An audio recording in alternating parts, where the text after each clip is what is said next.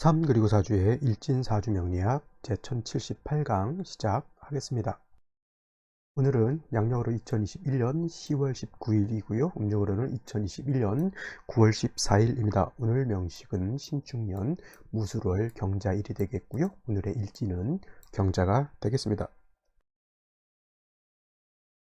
자, 오늘 살펴볼 사주 명식은 일간은 경금일간이 되겠고, 경금일간이 태어난 월령 술월의 경금이 되겠습니다. 술월의 경금이 태어나게 되면 어떻게 사주를 배합하는 것인지 한번 알아보도록 하죠. 자, 오늘 일간은 경금이라고 했는데 천간 7번째 글자가 바로 이 경이라고 하는 글자이고, 이 경이라고 하는 것은 음양이 아니라 이제 오행으로 구분하게 되면 이라고 하는 것은 금, 즉 무쇠라든가 강철 같은 이런 기질을 가지고 있는 것이 바로 경금이죠. 강철이라고 하는 것은 철 중에서도 굉장히 단단하고 강한 그런 성질을 가지고 있는 것이 바로 경금인데, 이런 성질을 가지고 있는 경금은 그래서 양의 성질을 가지고 있다라고 해서 양금이다라고 표현을 합니다. 반대로 신금이라고 하는 것도 있게 되는데, 이건 이제 금이라고 하는 오행은 이제 음양으로 이렇게 구분하게 되면 음금이라고 하는 것과 양금이라고 하는 것으로 구분하게 되는데, 양금은 바로 경금이라고 하면 얘는 이제 신금과 같죠. 같은 신금이 아니라 음금이 되겠죠. 되는데, 같은 금이라 하더라도 이렇게 양의 성질을 가지고 있는지 아니면 음의 성질을 가지고 있는지에 따라서 그 성향 자체가 좀 달라진다라고 볼 수가 있어요. 여러분, 금이라고 하면 이제 쇠를 생각하게 되고, 쇠하면 무쇠솥 같은 무쇠, 또 금방 써드렸던 강철 같은 그런 것을 생각해서 단단하고 좀 거칠고 좀 무거운 그런 것만 생각하게 되는데, 쇠 안에는 이제 뭐 여러 가지 금, 은, 보, 화도 해당이 되겠죠. 그 다음에 여러분들 도자기 같은 것도 해당이 될 수가 있겠죠. 그래서 금이라고 하는 그 바운드리 내에서는 여러 가지 종류의 그 쇠에 해당되는, 금에 해당되는 물건들이 많이 있을 수 있는데, 이거는 너무 이제 좀 포괄적인 개념이기 때문에 이걸 갖다가 음이라고 하는 개념하고 양이라고 하는 개념으로 이렇게 나누어서 보게 된다라고 하는 겁니다. 그래서 양금인 경금이라고 하는 것은 그야말로 단단하고 거칠고 조금은 투박한 그러한 성질을 가지고 있는 것이 경금이다라고 하면, 신금 같은 경우는 같은 금이라 하더라도 부드럽고 유연한 그러한 성질을 가지고 있는 것이 바로 신금이다라고 이렇게 표현하는 거예요. 그래서 경금은 무쇠나 강철같이 고강도, 그 다음에 뭐 탄소강 중에서도 굉장히 단단한 그러한 기질의 성향을 가지고 있는 것이 경금. 예를 들면 이제 배를 만들거나 아니면 뭐 군부대에서 탱크 같은 거 있죠. 장갑차 같은 거, 이런 것을 만들 때는 그 재질 자체가 굉장히 단단해야지만 어떤 수류탄이라든가 포탄 같은 거, 총알 같은 것을 마저도 버틸 수가 있지. 너무 부들부들한 그러한 철 가지고 만들게 되면은 총을 쏘면 철값이 막 뚫린다고 생각해 보십시오. 그러면 그 안에 있는 장병들은 다 어떻게 돼요? 총을 맞아서 다칠 수가 있겠죠. 그래서 이러한 경금이라고 하는 것은 큰 군함을 만들거나 아니면 큰 상선을 만들거나 해서 배를 만들거나 여러 가지 무기를 만든거나 이렇게 해서 굉장히 좀 강도가 큰 그런 쇠를 갖다가 경금이라고 하면은, 신금 같은 경우는 부드럽고 유연한, 좀 예를 들어서 반도체를 만들 수 있는 어떤 아주 좀 희귀 금속 같은 것들 있죠. 뭐 히토류라고 그러네. 히토류 같은 것도 해당이 될 수가 있겠고, 망간 같은 것도 해당이 될 수가 있겠죠. 이러한 것들을 신금으로 볼 수가 있겠고, 기본적으로 우리가 볼 수 있는 예를 들 수 있는 신금 같은 경우는 보석 같은 거예요. 보석이라든가 주옥 같은 것, 내지는 말씀드렸던 도자기 같은 이런 것들을 신금이다라고 해요. 그래서 음금인 신금 같은 경우는 부드럽고 유연한 성질을 가지고 있다라고 하는 것이 특징입니다. 쉽게 말하면 경금은 좀 강한 남자 같은 것이고요.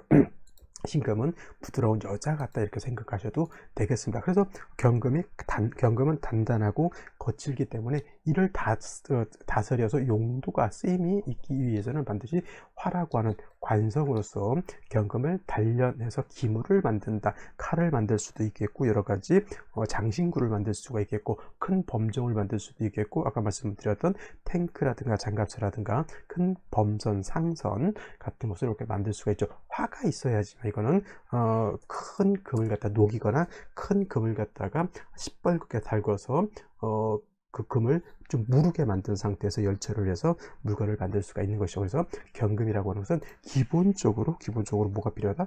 화가 있어야지만 경금으로서의 용도가 필요하다. 사람들도 마찬가지죠. 사람들도 세상에 수십억 의 인구가 있는데 그 많은 사람들이 용도가 없는 사람은 없습니다. 우리 옛말에 노방에 구르는 돌도 다 용도와 쓰임과 존재 이유가 있기 때문에 존재한다라고 하잖아요. 그 수십억의 인구들도 어떤 사람은 좀 잘 살고, 어떤 사람은 못 살고, 어떤 사람은 귀를 얻었고, 어떤 사람은 귀를 얻지 못한 사람이라 하더라도 나름대로 그 지위 고하에 막론하고 부귀 빈천에 막론하고 나름대로 용도가 있다라고 하는 것이죠. 경금이라고 하는 것도 경금으로서의 용도가 있어야지만 부귀를 얻을 수가 있는 것이고, 신금은 신금대로의 용도가 있어야지만 신금으로서의 부귀가 있는 것입니다. 경금이라고 해서 좋은 것이 아니고 신금이라고 해서 나쁜 것이 아닙니다. 또 반대로 신금이라고 해서 좋은 것 아니고 경금이라고 해서 나쁜 것도 아니고, 즉 뭐예요? 그 일간에 맞게 용도, 쓰임이 있느냐 없느냐가 중요한 것이지,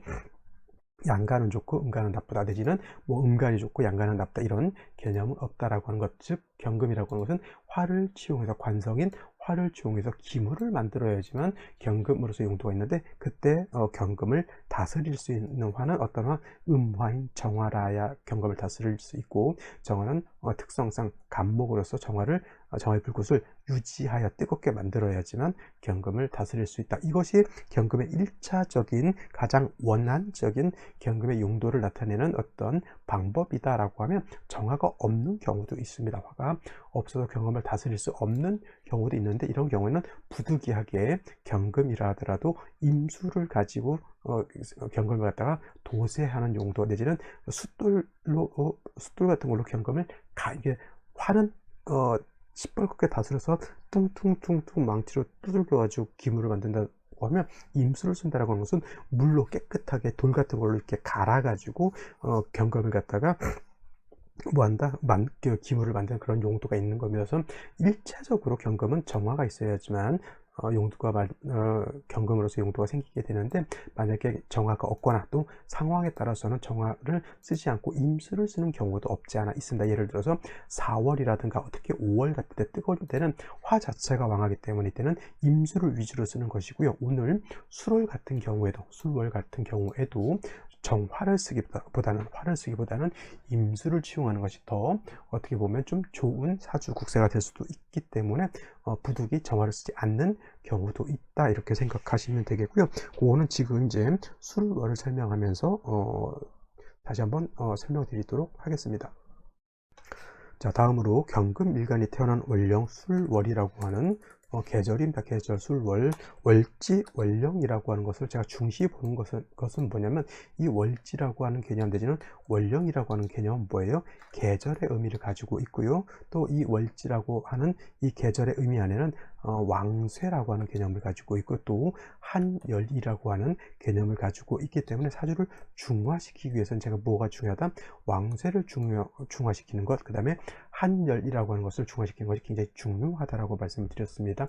왕쇠라고 하는 뜻은 뭐냐면, 어느 오행이 목화 토금수 중에서 어느 오행이 왕하고 어느 오행이 약한지를 가늠해 보는 것을 말하는 것이고요. 또 한열이라고 하는 것은 찰 한자에다 뜨거울 열자를 말합니다. 그래서 사주가 너무 뜨겁지 않은지 아니면 사주가 너무 차갑지 않은지를 놓고 보는 것인데, 특히 여름인 4, 5, 미월 같은 경우에는 너무 뜨거워서 문제가 되는 것이고요. 그 다음에 해자 축월의 겨울에는 너무 차가워서 문제가 되는 것이죠. 그래서 한열이 중화가 이루어지지 않았을 때는 조후를 해야 되는 것이고요. 그 다음에 왕세가 중화가 되지 않았을 때는 어떻게 돼요? 억부를 해서 약한 것은 도와주고 약하지 않은 것, 또 왕한 것은 억제해 주어야지만 사주의 왕세가 중화가 될 수 있다라고 볼 수가 있는 겁니다. 근데 술월 같은 경우에는 계절로는 가을인데 늦가을이 되죠. 신유술월이 모두 가을인데, 신월은 초가을, 유월은 금이 가장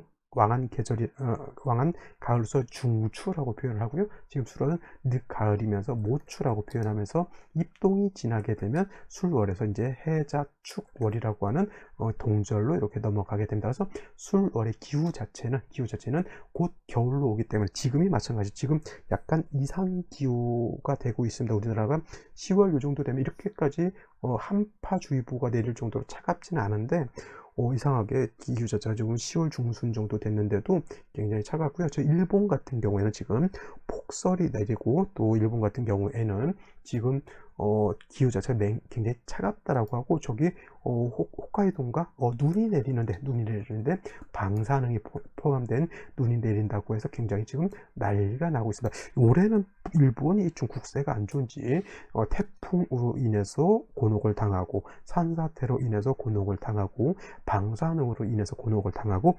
이상기후로서 또 곤혹을 당하는 아주 좋지 못한 그런 한 해를 겪고 있는 것 같습니다. 뭐 불쌍하고 안타깝긴 하더라도 또 일본이 우리 또 한국에 또 저지른 어떤 만행을 생각하면 마냥 불쌍하게만 여길 수도 없는 그런 시국이고 일본 사람들이 조금 더 좀 각성하고 그래서 좀 국제적으로 좀 뭐랄까 잘못한 거 옛날에 세계대전을 일으키고 했던 그런 독일처럼 좀 반성도 하면서 더불어 살고자 하는 그런 생각이 있어야 되는데 이 친구들은 특히 정치인들이 지랄이죠.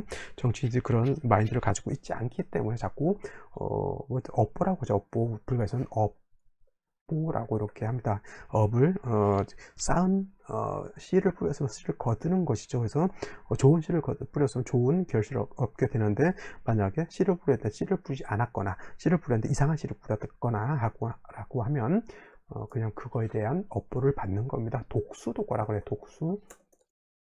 독과 이건 뭐 법학 형법 배우는 분들은 이런 걸 많이 들었어요. 독의 나무에서는 독의 결실이 맺힌다고 해서 이런 독수독과 이론이라고 하는 것이 있습니다. 그러니까 사람들은 뭐가 됐건 좀 좋은 말을 하고 상대방을 좀 위해 주려고 하고 위로해 주려고 하고 도와주려고 하고 하는 그런 마음씨를 갖는 것도 굉장히 필요합니다. 너무 시기하게 되면 자기도 모르게 누군가 나를 또 시기할 수도 있는 것이기 때문에 그렇죠. 그래서 술월이라고 하는 이러한 계절은 가을이면서 입동으로 넘어가는 그런 전 단계, 즉 환절기에 있기 때문에 기후 자체가 차갑고 술월은 습기가 있는 것이 아니라 건조하다라고 하는 것이 기후적 특징이면서 술월은 토가 왕한 토왕절이다라고 하는 것이 가장 큰 특징이다. 기후는 차갑고 건조하면서 토가 왕한 토왕절, 물론 신유술 서방이기 때문에 금의 기운이 없지 않고요. 술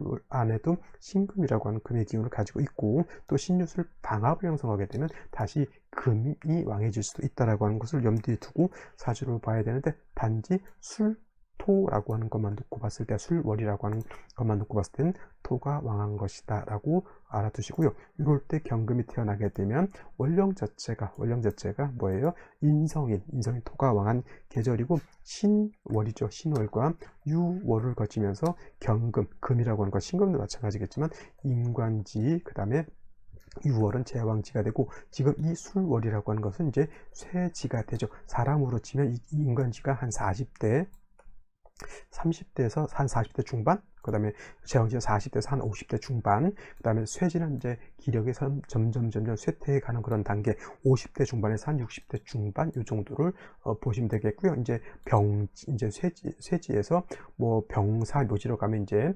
60대, 70대, 80대 이렇게 넘어가는 걸로 볼 수가 있죠. 그래서 신유월이 강하고 술월도 그렇게 경금 자체가 약하다고 보지는 않고요. 또 원령 자체가 인성이 토가 있고 경금이 술에 통근도 할 수 있기 때문에 이거는 그냥 일간도 왕하고 인성도 왕하다, 무왕 자상하다라고 이렇게 표현할 수가 있는데 한 가지 문제가 뭐냐면 원령에 이렇게 토 한 점만 있다라고 하면 큰 문제가 되지 않는데 다시 뭐 천간으로 무토가 투출한다거나 아니면 지지로 진술충 및 토들이 너무 많게 되면은 무왕자상이 아니라 오히려 토후매금 내지는 토다매금이 될 수 있다라고 하는 것이 문제가 됩니다. 토후매금 내지는 토다매금이라고 하는 것은 토가 어떻게 돼요? 토가 많아서 금이 땅에 매금, 땅에 뭐예요? 매몰된다 이렇게 생각하시면 돼요. 금이라고 하는 것은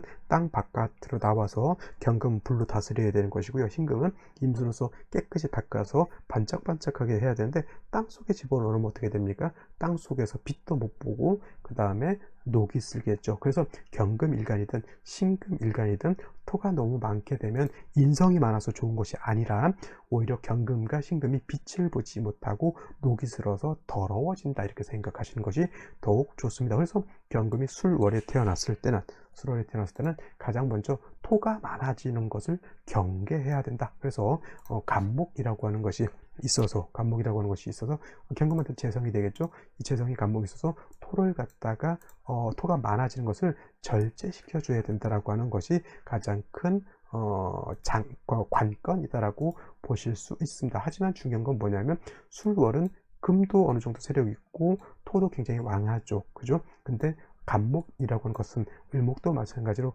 목이라고 하는 것은 술월에 포태법으로 놓고 보게 되면 여기가 양지에 해당이 되기 때문에 간목 자체가 이렇게 세력이 왕하지 못합니다. 또 아까 말씀드렸던 것처럼 술월이라고 하는 이 계절은 기후가 차갑고 건조하기 때문에 간목은 차갑고 건조한 때에 있을 때는 뭐 어떻게 됩니까? 뭐예요? 그렇죠. 가을에 가뭄이 들어서 간목이 고사 말라 죽을 수 있기 때문에 술월에 간목만 딸랑 있어서는 안 되고 반드시 수라고 하는 물이 있어 줘야 되는데 이때 필요한 물은 뭐가 필요하다? 개수보다는 임수를 얻는 것이 좋다. 물레 간목 일간 간목만 생각한다라고 하면 임수가 아니라 개수를 보는 것이 더 좋을 것이지만은 이거는 사주를 볼 때는 항상 일간을 위주로 봐야 되는 것이지 다른 것을 위주로 보면 안 된다. 일간이라고 하는 것 제가 뭐랬어요? 임금과 같다라고 했잖아요.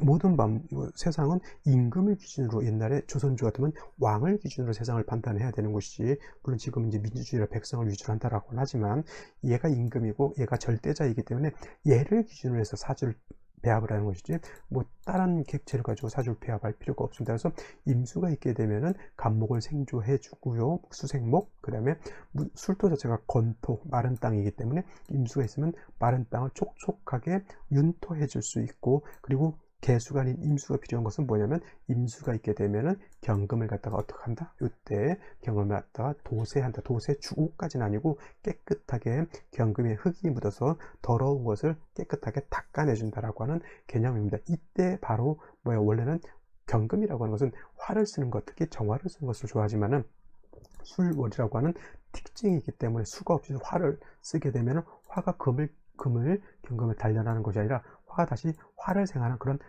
단점이 있기 때문에 이 경우에는 화를 쓰기보다는 이렇게 술을 쓰는 것이 오히려 적정하다라고 이렇게 볼 수 있는 겁니다. 그래서 술월의 경금은 간목, 임수를 위주로 해서 배합하는 것이 좋겠고요. 만약에 술월의 신금, 유금들과 같이 지에 금이 다시 있게 되면 이때는 또 구세가 달라져서 임수가 아니라 정화를 쓸 수도 있는 국세가 있지만은 원령 자체를 기준으로 해서 놓고 봤을 때는 간목, 임수를 쓰는 것이 경금이 술월에 태어났을 때는 아주 좋은 적당한 배합법이 된다 이렇게 보실 수 있겠습니다.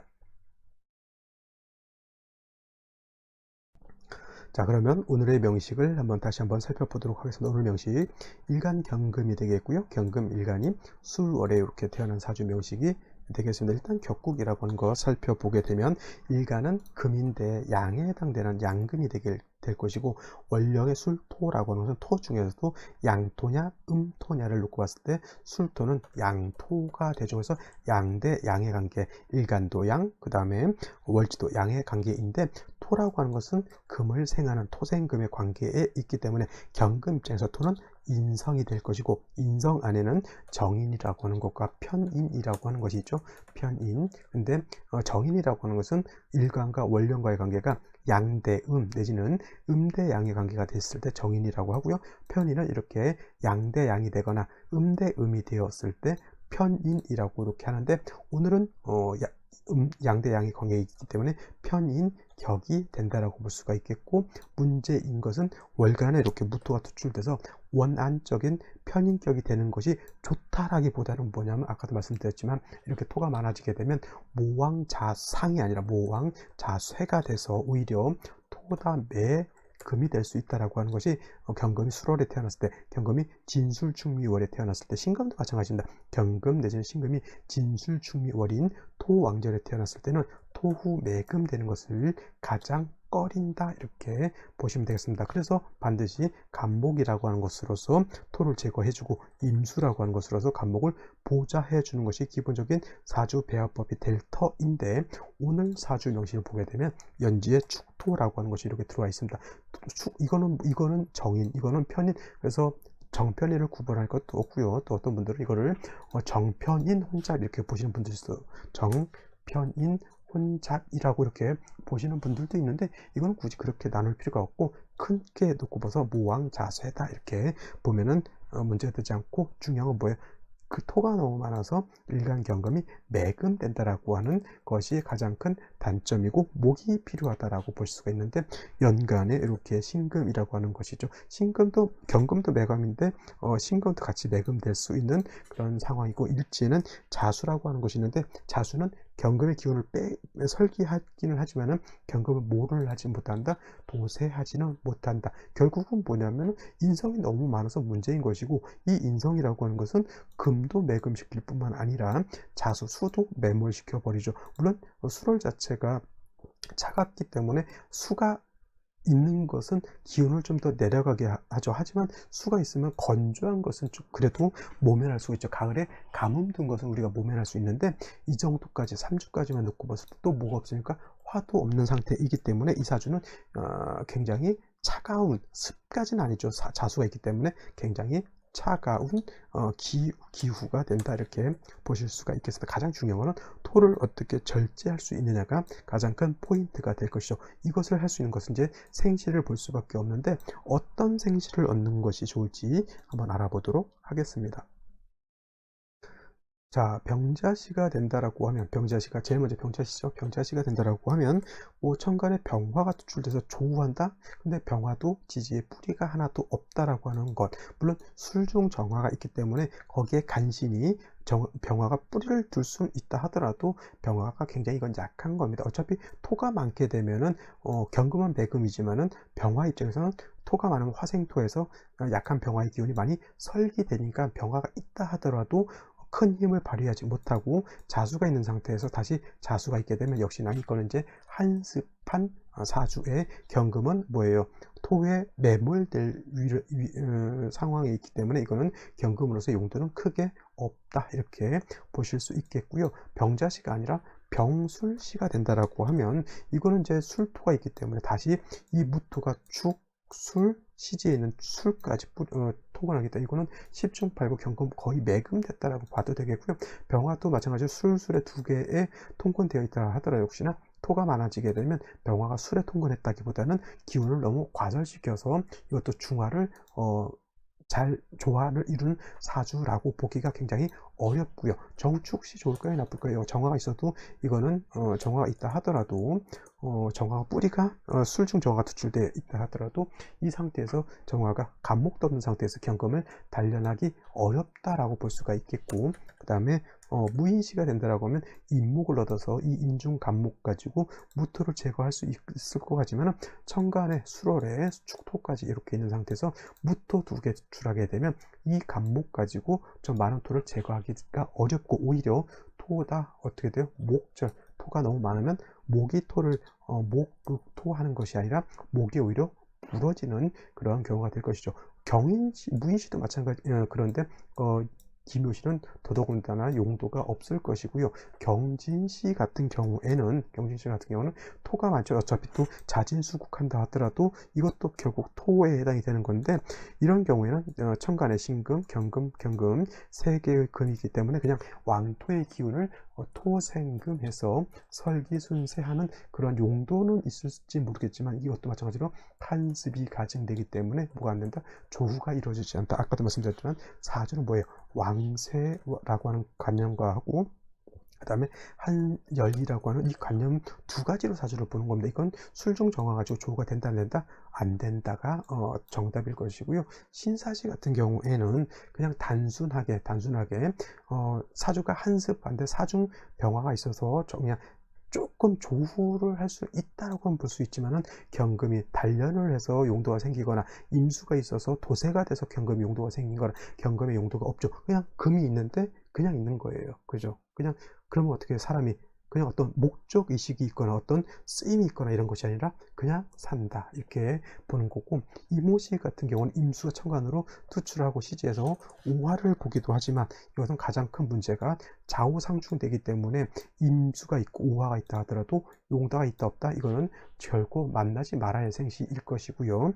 갑신시 이렇게 되게 되면 일단 경금이 이거는 술에 통근된 것보다는 신의 뿌리를 얻는 것이 좋죠. 근데 이 사주가 간목까지도 얻었지만은 단점은 뭐냐면 역시나 뭐가 문제일까요? 화가 이거는 신중에 있는 임수를 가지고 경금을 도세할 수도 있습니다. 신자수국도 하니까.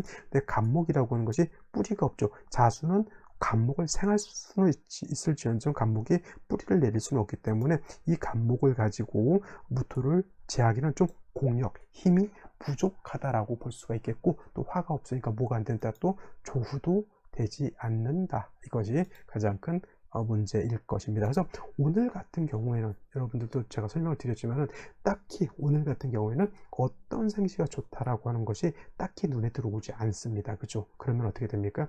오늘 같은 날은 될 수 있으면은 가급적이면 출산을 안 하는 것도 좋을 것 같지만 아기가 나오는 거는 어떡합니까? 그죠? 만약에 여자 아이로 태어난다라고 하면 이럴 때는 화가 무조건 필요하기 때문에 일단 신사시 정도 이렇게 선택을 하시고 나머지 부족한 것은 대운에서 선택할 수밖에 없겠고, 남자 같은 경우는 초년에 금이 왕한 상태에서 화운을 가기 때문에 이런 경우에는 제가 봤을 땐 무인시 토가 많아지는 것은 별로 좋지 못하고요. 갑신시 정도 이 정도 되게 되면 이제 요 초반 정유 병신대도 나쁘지 않고요. 목화운도 나쁘지 않기 때문에 이런 경우에는 갑신시 정도가 조금 낫지 않을까라는 생각을 한번 해보게 되는데, 어떠한 생시도 썩 제가 보기에 오늘 명식에는 이 생시가 가장 좋다라고 추천드릴 정도의 어떤 사주 배합은 눈에 띄지 않는 걸로 이렇게 보인다라고 결말을 지을 수 있겠고, 오늘은 여기까지 설명드리도록 하겠습니다. 감사합니다.